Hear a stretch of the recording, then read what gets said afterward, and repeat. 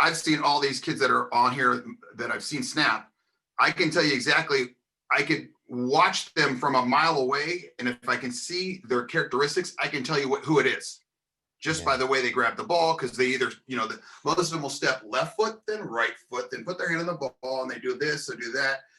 So I say superstitious, you say OCD. Is that okay? Yes, you're obviously, Chris, you're dealing with guys all day that are doing this repetitive skill, but they all do it individually differently. So you're really highly attuned to looking at that, and that's awareness in itself.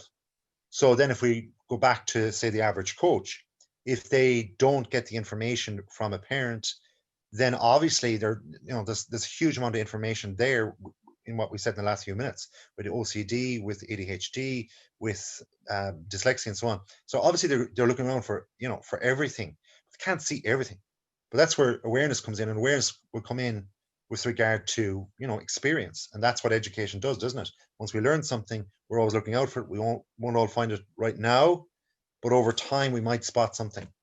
How as a parent, as a long snapper, can a kid learn to be in the moment and not get overstressed?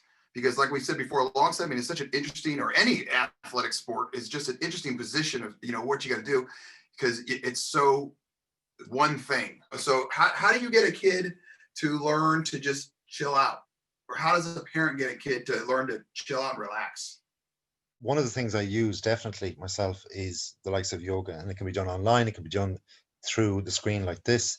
I do yoga therapy as well, where you tune it to one person's particular needs. So for example, if they have a physical thing going on, they can, let's say, inflexibility of the hamstrings or whatever, that can also be tuned and related to some part of your mind, such as calmness and so on. So you can actually kill two birds with one stone if you're designing a class for a person who has, as I say, physically presents with tight hamstrings, for example. So you might just do a 15-minute class rather than them, telling them to go down to your local yoga place for 1 hour, when in fact they're only getting like 3 minutes out of that helps the hamstrings or whatever. So rather than that, just get attuned to it with a private person that way.